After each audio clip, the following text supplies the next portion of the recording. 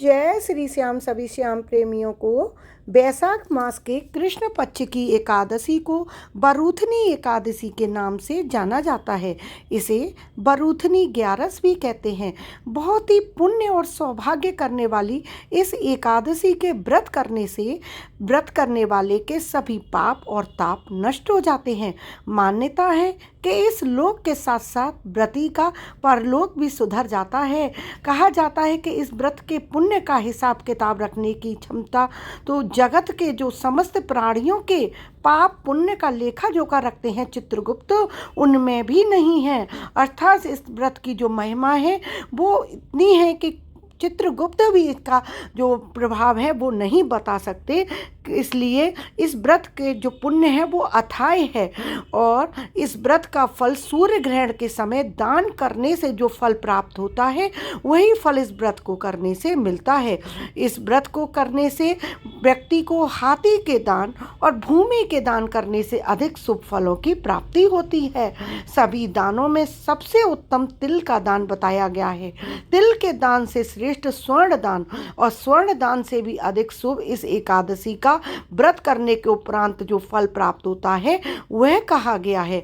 इसलिए बरूथनी एकादशी का व्रत पूर्ण श्रद्धा के साथ हमें करना चाहिए।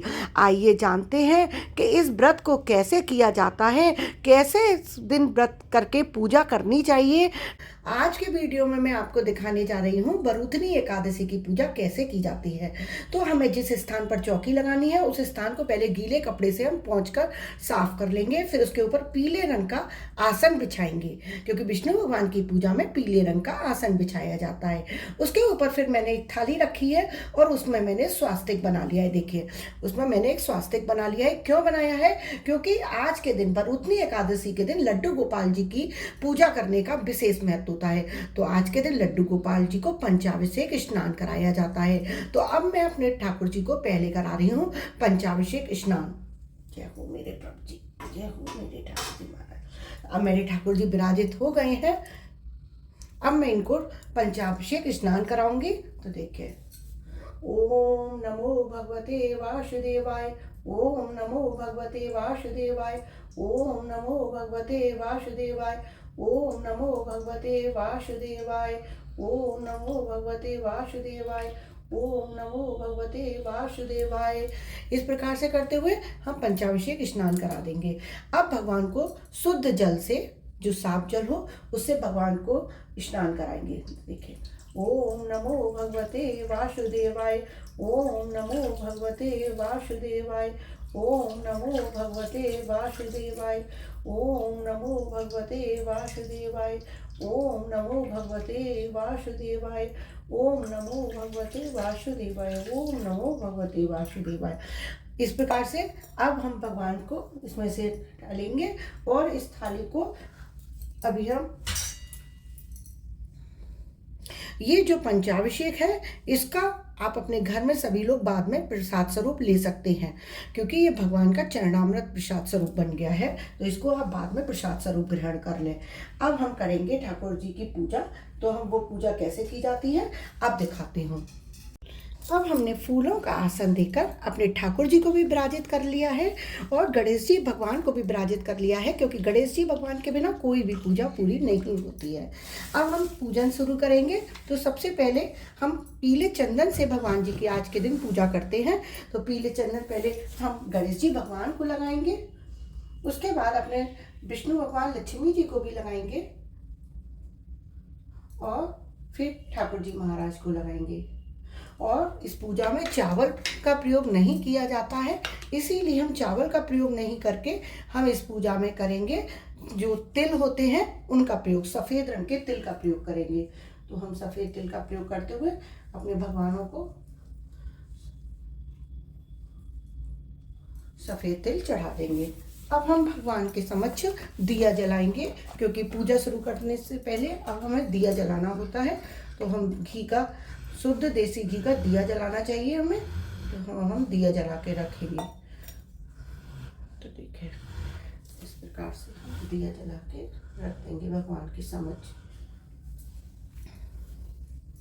दिए का भी पूजन कर लेंगे चंदन से, पुष्प से, इस प्रकार से हम दिए का भी पूजन कर लेंगे। और फिर हम भगवान को वस्त्र स्वरूप कलावा अर्पित करेंगे, क्योंकि हमने पूजन कर लिया है। अब हम वस्त्र स्वरूप सभी भगवानों को कलावा अर्पित करेंगे। तो सबसे पहले कलावा अर्पित करेंगे हम गणेश जी भगवान को। देखिए, सबसे पहले हम गणेश जी भगवान को कलावा अर्पित करेंगे। फिर अपने लक्ष्मी नारायण भगवान को कलावा अर्पित करेंगे।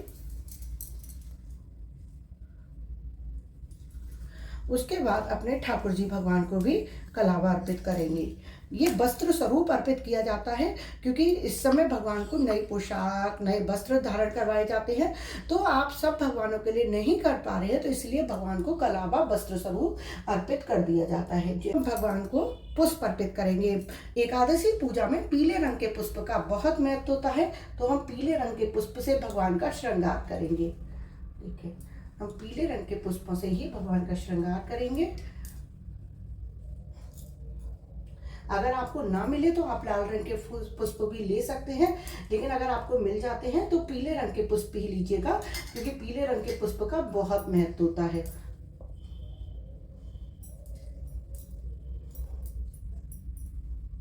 और एक पुष्प हम दीप के पास भी रखेंगे, क्योंकि दीपक की भी पूजा की जाती है ना। हम इनमें पूजा की, पुष्प चढ़ाए, इस प्रकार से हम दीपक की भी पूजा कर लेंगे। अब हम भगवान को भोग रखेंगे। तो देखिए, हम इसमें जो खोए की बर्फी होती है ना, उसका भोग अर्पित करते हैं, खोए की मिठाई का। और जो घर का बना हुआ हो, कोशिश कीजिएगा उसी चीज़ का भोग अर्पित करें, क्योंकि मार्केट की चीज़ का हमें पता नहीं होता है कि वो शुद्ध है कि नहीं। तो सबसे पहले मैं खोए की बनी हुई जो मिठाई है उसका भोग रख रही हूँ। फिर जो फल होते हैं, उसमें विष्णु भगवान को केले का फल बहुत प्रिय होता है, तो विष्णु भगवान की पूजा में केले का भोग हमें अवश्य रखना चाहिए। तो ये विष्णु भगवान के लिए केले का भोग रख रही हूँ। और आपके पास और जो फल हो आप वो भी रख सकते हैं। तो इस प्रकार से हम भगवान के समक्ष पुष्प के साथ में रख देंगे। और फिर भगवान को हम पंचमेवा का भोग भी रखेंगे।